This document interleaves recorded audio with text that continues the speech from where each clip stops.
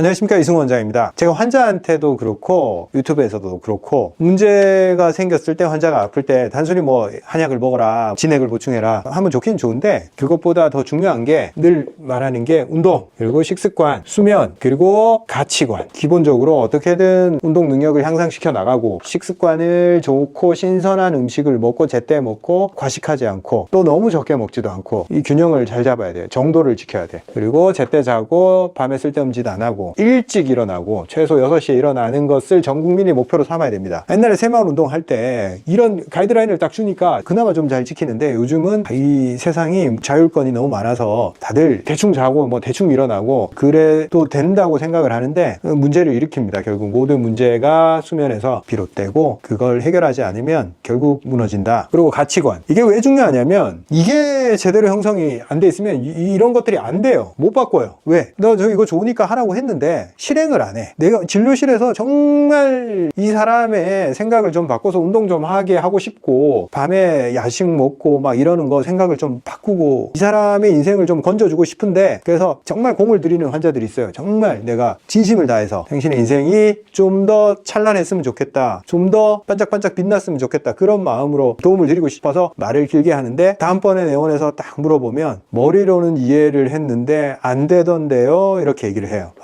운동을 했냐 물어보면 할 생각을 했는데 실행을 못했어요 라고 얘기를 해요. 실행을 못하더라. 사실 제가 하는 얘기들, 운동이 좋다, 뭐 식습관, 수면, 좋은 생각을 많이 하는 거, 이거 이미 우리 다 알고 있어요. 초등학생도 알고 있어요. 엄마한테 기가 따갑게 들었잖아요. 근데 초등학생도 잘 안 지키죠. 어른이 됐는데 누구 말을 듣겠어요? 엄마 말을 듣겠어요? 선생님 말을 듣겠어요? 친구 말을 듣겠어요? 안 들어. 이건 개인의 문제가 돼버린 거예요. 이미 병원에 오면 그나마 말을 좀 들어. 왜? 살라고. 이거 안 지키면 오래 못 삽니다. 그냥 수면 깎아 먹고 사는 거예요. 얘기를 하면 이제 경각심을 받고, 그래도 이걸 해야 되는 거구나 라는 마음을 가지기 시작을 해요. 그래서 옆에 따라온 보호자가 기도 안 차 한단 말이에요. 여보, 내가 그렇게 말할 때는 안 하더니, 그래서 원장님 한마디 해주니까 그제서야 이제 좀 할 생각이 드냐고 옆에서 한탄을 해요. 원장님이 그다음 말해줘서 고맙다고. 그래요. 자기 자신을 바꾸는 게 쉬운 일이 아니고, 실행에 옮기는 건 더더군다나 쉽지 않은 일이에요. 그걸 알고 있습니다. 저도 그랬던 적이 있는 거고, 저 역시도 실행을 망설이고 미루는 그런 순간들이 있고, 역시나 늘 미루고 망설이는 제 자신과 싸웁니다. 저도 다들 힘든 걸 압니다. 근데 이게 봐봐, 이 실행 안 하면 변화가 없어요. 사람들은 한의원에 와서 원장님 제 병 좀 고쳐주세요 라고 하소연을 하고 뭘 하는데, 자기를 바꿀 생각은 추호도 없어. 자기는 살던 대로 살겠대. 그런 생각으로 뭘 고치겠다고, 내가 무슨 신입니까? 약으로 그런 사람을 고쳐주게? 택도 없어요. 설령 좀 나아진다고 한들 그게 유지가 되겠냐고. 그래서 정말 제 말을 너무 귓등으로 듣는 사람은 아이고, 제가 할 수 있는 게 아니네요 하고 내가 돌려보내요. 그냥 뭐 엮이기가 싫어. 너무나 강력하게 저항을 하는 사람은 어차피 안 바뀌어요. 몸도 안 좋아져. 그래서 이걸 이겨내기 위한 가치관, 이걸 바꾸면 봐봐, 이게 실행력이 생기고 뭔가를 하잖아. 그럼 하나씩 좀 바뀌어요. 그리고 그 재미를 느껴요. 근데 또 재밌게도 운동, 식습관, 수면 이런 게 좋아지면서 생활이 만들어지고 내 몸이 튼튼해지잖아요. 자동으로 이 실행력이 올라가. 몸이 안 좋아서 이 실행력도 결국 의지력이 떨어지고, 뭔가를 했을 때 결정하는 거에 대한 두려움 때문에 이 실행 자체를 다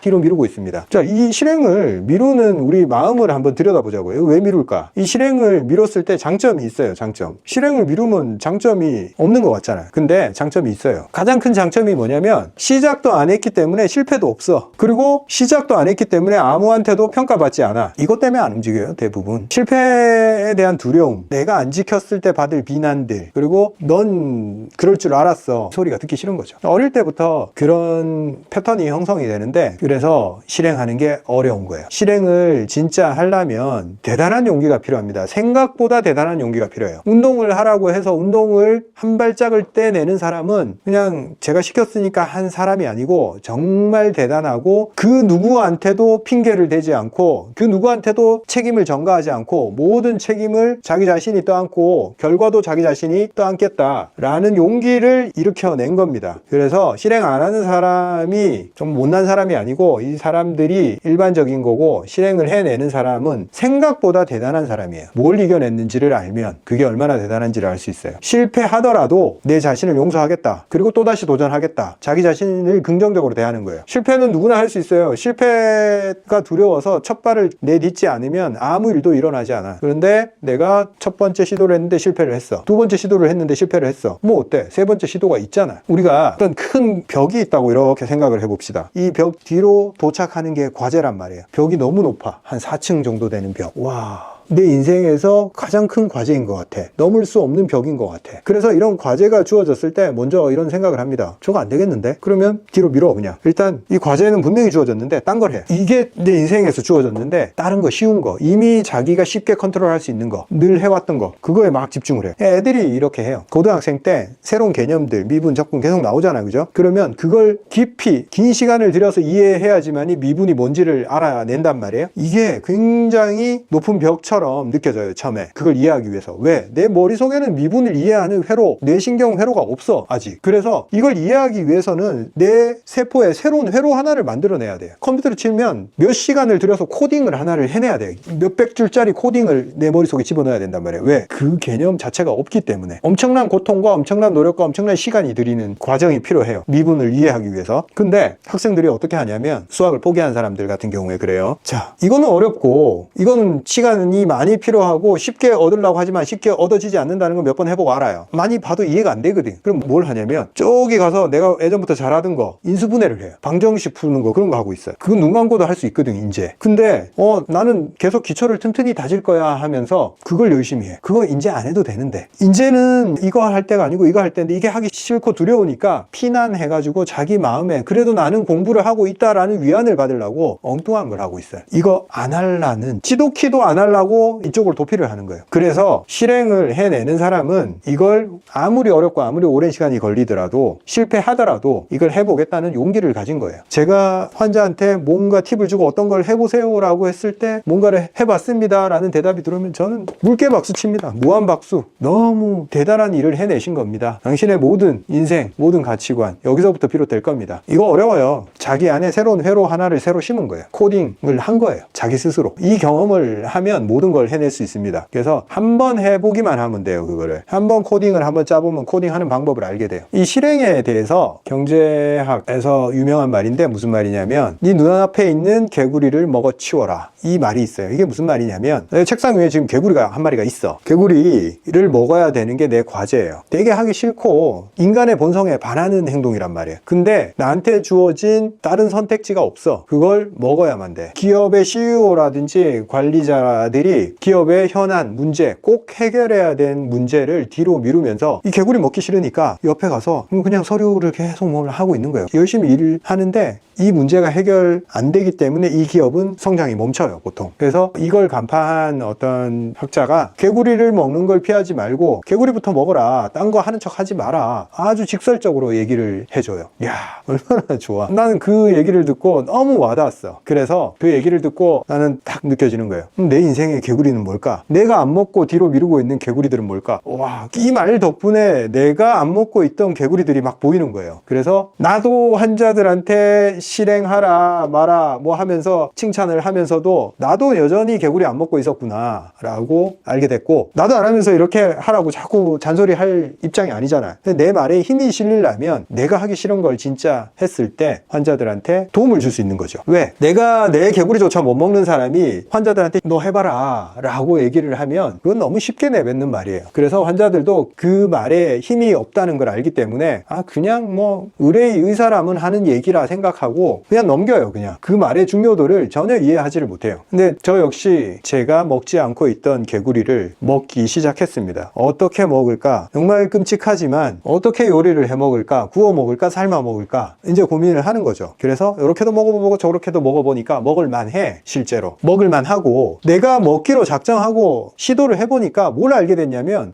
개구리를 먹는 방법이 다양하구나, 이걸 알게 됐어요. 먹기 싫어서 밀어놨을 때는 이걸 어디서부터 어떻게 해야 될지를 몰랐던 거예요. 지금은 일단 뭐 잘 모르겠지만 가스레인지 물 올리고 그냥 불부터 켜요. 그 다음 뭐 하면 되지 뭐. 이렇게 실행력이 생긴다 이거죠. 그래서 만약 미룬다면 그 실행을 위해서 내가 뭘 해야 되는지, 내 인생에서 내가 가장 미루고 있는, 안 먹으려고 꼴도 보기 싫어서 쳐다도 안 보면서 옆에 잡아먹히기를 기다리고 있는 개구리가 뭔지를 자꾸 물어봐야 돼. 자기 자신한테. 그래야지 이거뿐만 아니라 내 인생의 문제들을 해결할 수가 있어요. 영상을 지금 쭉 안 보고 팍팍 넘겨보시는 분들은 천지사 채널인데 이거 자꾸 개구리 요리법 얘기한다 이렇게 생각할 수 있는데 그거 아니고 안 먹으려고 뒤로 밀어놓은 개구리 얘기하고 있습니다. 뭔 얘기인지 모르면 앞으로 돌려서 확인해 보시고. 자, 오늘 제가 말씀드리고 싶은 주제는 그거예요. 뭔가 내가 해야겠다라고 강하게 생각이 드는 걸 인지가 됐으면 머릿속에 생각만 해서는 안 된다. 절대. 반드시 실행에 옮겨야 된다. 그러기 위해서는 용기가 필요하고 과제를 피하지 말고 그대로 눈 딱 감고 집어 삼키거나 아니면 가스레인지 불을 올리거나 찻발을 떼라 이거죠. 내일 아침 운동해야겠다 생각이 들면 아침에 입을 양말, 운동복 여기 싹 준비해 놓고 6시에 알람 딱 맞추고 알람 딱 움직이면 로봇처럼 양말 신고 입고 로봇처럼 걸어 나가서 현관문 따고 나가야 돼. 그냥 그게 내가 하기 싫은 걸 할 수 있는 방법이에요. 유일한 방법이에요. 눈 딱 감고 먹어야 된다. 제 유튜브 채널 들어와서 뭘 해결하기 위해서 뭐 해야 되는 거 몇 가지 그냥 내 기억에 남기려고 들어온 사람들이 있어요. 그죠? 근데 저는 그런 얘기 안 하잖아. 단순한 어떤 지엽적인 방법에 대해서 내가 잘 얘기를 안 해요. 그냥 입마름 때문에 그거 해결하려고 들어왔는데 네 인생을 바꿔라 라는 얘기들로 자꾸 저는 결론을 내리잖아. 그게 맞아요. 진짜 해보면 내 문제, 내 피부가 건조하든 내 두통이 있든 간에 자꾸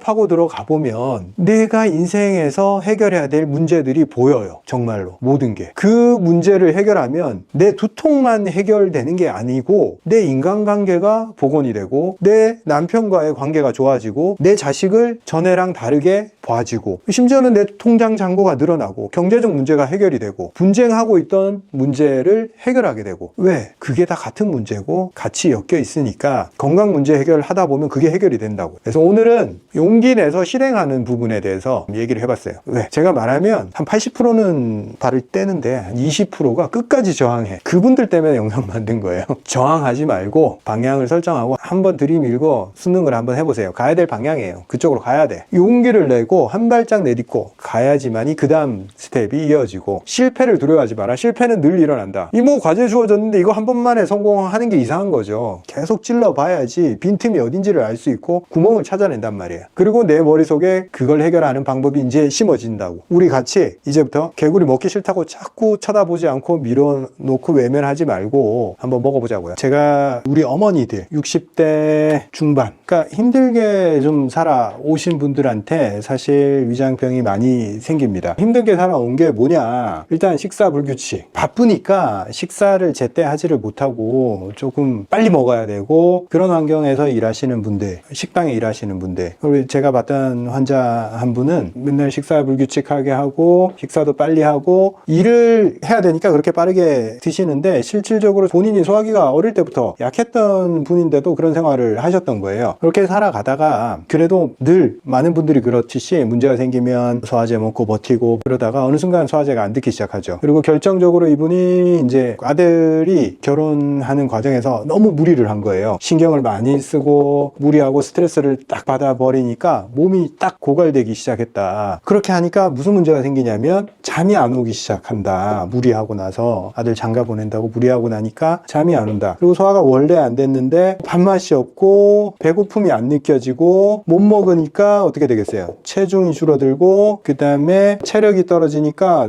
피로감이 엄청 심해지고 그리고 결정적으로 이제 되게 힘들었던 부분이 우울해지더라. 사는 게 재미가 없고 뭐 아들을 장가 보내서 그런 줄 알았대요. 되게 불안해지고 우울해지고 사는 게 재미가 없다 이런 식의 표현이 나오기 시작했는데 그리고 내시경을 보니까 실질적으로 위 환경이 굉장히 많이 안 좋아졌어요. 요거 치료 전 사진하고 치료 후 사진하고 이렇게 제가 순서대로 쫙 보여드리는데 첫 번째 사진 보면 여기가 위 상단부예요. 상단부가 피딱지도 많고 이렇게 말라있고 우들두들한 부분이 많죠. 치료 후에 이렇게 매끄럽게 변했죠. 이게 정상적이에요 원래는. 그런데 환경이 깨졌을 때 위가 메말랐을 때 점막이 없어지면서 이렇게 상처가 생겼던 거예요. 그리고 위 중간 부위, 위가 꺾이는 부위인데 우들두들하고 몽우리가 막 생겼죠. 이런 게 장상피화생이에요. 변형이 생기면서 안 좋은 형태로 이렇게 몽우리지는 형태가 생기는데 치료 후에 이렇게 약간 오돌도돌한 게 남아있지만 거의 매끈하게 형태가 거의 사라졌죠. 그 다음 사진 보면 이렇게 확대해서 보면 이렇게 갈라지고 건조해 있고 이런 부분이 있는데 치료 후에 싹 매끈하게 돌아왔어요. 그리고 이건 제일 하단부 전정부 사진인데 얼룩덜룩하고 창백하고 갈라지고 그런 형태가 보이죠. 치료 후에 매끈하게 싹 회복이 됐어요. 원래 위가 약한 60대 중반 환자 환자들이 무리하고 딱 스트레스 받고 그러면 본격적으로 진액이 쫙 말라버립니다. 그러면서 소화기 문제뿐만 아니라 모든 진액 고갈 현상들이 막 생겨요. 잠 못 자고 불안해지고 우울해지고 심장이 두근거리고 체력이 떨어지고 뭘 해도 이렇게 뭘 못한다는 거예요. 일도 그만뒀대요. 도저히 일을 할 수 없는, 일은커녕 집에서 뭔가 설거지도 못하겠다. 완전히 그냥 진이 다 빠져버린 거지. 이분이 저한테 바로 와서 치료한 건 아니고 저희 진액 보충하는 환 제품들 먹어보니까 좀 편해지는 걸 느껴가지고 이승우 원장한테 한번 가봐야지 하고 와서 저한테 치료 시작했는데, 제가 저번에도 말씀드렸는데 사람이 우울한 것은 우울할 일이 있어서 우울한 게 아니에요. 절대 그 우울한 일 때문에 우울한 사람은 없어요. 우울한 이유는 내 몸이 활성도가 떨어져 있고 소화가 안 되고 심장이 제대로 작동하지 않기 때문에, 몸이 정상적으로 작동하지 않을 때 심리적인 부분은 극도로 가라앉아 버립니다. 그래서 이렇게 치료하고 나서 아까도 봤듯이 소화기가 매끌매끌하게 돌아왔잖아요. 소화가 돼. 잘 먹는다 그래요. 2, 3kg 올라갔어요. 체중도. 그리고 잠을 잘 자. 밥맛 좋다 그래. 배고픔 느껴. 체중 올라가. 그러니까 잘 먹으니까 체력도 올라가. 피로감 줄었어. 기분이 좋다고 그래. 기분 나쁜 일들이 점점 없어지고 요즘은 사는 게 재밌다. 바뀌어요. 이렇게. 우울하다고 우울증 약을 먹는 것은 좋은 방법은 아닙니다. 내 몸이 문제가 생겼다고 인식을 해야 돼요. 그래서 어떻게 해서 내 몸을 다시 끌어올릴 것인가, 요 부분, 내 몸에 생긴 문제가 뭔가를 반드시 찾아내서 이런 것들이 개선이 돼야지 요게 좋아져요. 이분이 너무 좋아지셔가지고 나중에 다른 분들한테 도움이 되는 인터뷰 한번 해주기로 하셨는데, 아까 내시경에서 보셨다시피 위가 점막이 말라 들어간다. 위 점막이 그 정도로 말랐으면 우리 몸에 촉촉한 액들, 필요한 진액들이 몸 전체에서 다 고갈되기 시작합니다. 위는 그 중에 한 가지예요. 진액이 고갈된 결과로 나타나는 그 한 부분이에요. 사람들은 장상피화생이라는 그 병명에 훨씬 더 이렇게 겁내하고 심각성을 느끼지만, 장상피화생도 결과물이에요. 깨끗하게 두껍게 있어야 될 위 점막이 사라지니까 위염이 더 잘 생기고, 위염이 생긴데 또 음식이나 위산이 들어오니까 얘는 계속 덧나고, 염증이 짧게 안 가고 막 1년씩 지속이 되니까 여기서 계속 세포들은 파괴가 되는 거예요. 파괴가 되니까 그걸 견디기 위해서 새로운 세포들이, 신생물이 자꾸 생기고 돌연변이가 생기는 거죠. 결과입니다. 장상피화생은. 이 원인은 위점막이 없어진 거. 위점막이 없어진 이유는 몸에서 진액이 빠져나갔기 때문에. 안 그래도 나이 들면 진액이 점점점 빠져나가고 몸에 탄력이 줄어드는데 60대 중반이면 한참 빠져나가는 나이란 말이에요. 그런데 무리를 했어. 스트레스를 크게 받았어. 이러니까 순식간에 쫙 한 달 신경 써버리니까 급격히 이제 나빠지니까